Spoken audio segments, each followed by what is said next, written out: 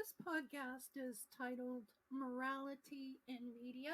My name is Karen Colville, and I really have been doing research on this subject since I learned a few days ago on the BBC that a series is planned called The Reckoning. It hasn't went into production as of yet.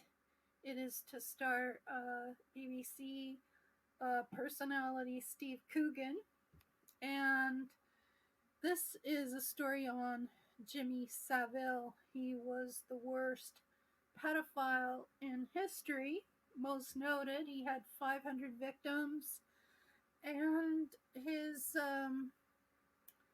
he had access to children throughout the UK through institutions in its history, and also some of these uh, the rapes and this sort of thing happened at on the BBC premises. So there's a lot of information once you really get into researching this. There's so much information on the subject matter. So now I'm reading an article here where the TV editor by Emily Baker is saying that the public is giving a knee-jerk reaction to the television series because it's a very complicated subject, and also they are giving voices to the victims. They have been conducting interviews to the victims of Savile, and what they're doing is how their lives have been affected by the entertainers' their stories to be told with sensitivity and respect. So it's to have allegations of exploitation this early in the stage. I don't think that's what it's about. So really what it's come down to is the reason that the BBC is doing this is not to appease their guilt for the silence when this happened, but more so to give the victims of Savile's crimes a voice. And also, I found online, after doing a little bit of research here, there's a site called the NWG, and the NWG appears as a nonprofit organization tackling child exploitation, sexual exploitation, as a prevention, and also to be able to be of service to help victims of children of sexual exploitation. And so I've been going on to read the site here that it's educational on the definitions of sexual exploitation and human trafficking. So now I'm just going to go through what the website is offering here. And it even goes into the law of what's involved. And sexual exploitation is a complex problem with social, legal, political, economic, and ethical dimensions. So it takes many singular and interrelated forms. I'm quoting this off the website, including pornography, prostitution, pedophilia, trafficking in human beings. It affects people of different ages, sexes, and communities. Sexual exploitation has profound and damaging consequences for individuals exploited and those around them, including families and communities. Targeting and grooming of children often brings psychological implications for parents and other family members. It can almost become impossible for them to carry on with their lives, and able to respond effectively to the crisis at hand. They feel their lives have been turned upside down from a situation they never anticipated. It can undermine parents' capacity to respond proactively to the needs of their children, lack of knowledge and the operation of abusers, patterns of grooming, impact of exploitation on their children, and can contribute to crisis, pushing parents into despair. Families in such situation need advice and support. PACE has been pioneering and support work to parents affected by child sexual exploitation. Founded by an affected parent, PACE continues to be driven by experiences and needs of the affected parents and works alongside with them so they can become active agents in responding to sexual exploitation and abuse of their children.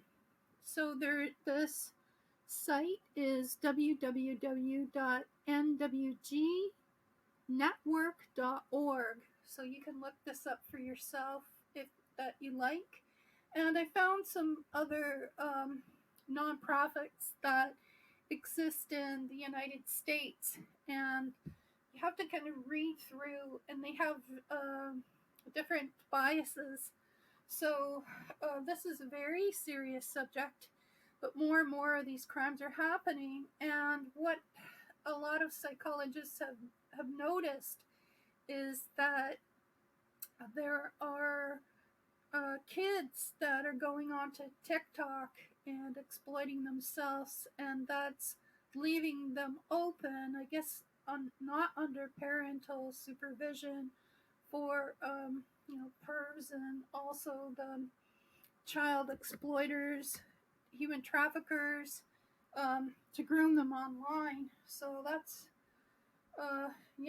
that's been a rise of that since the quarantine. A lot of families are at home, and parents can't always watch exactly what their kids are doing, and they'll try to get on the internet and they'll want to imitate um, singers and entertainers and this sort of thing. And they don't realize what they're being subject to, so that can happen.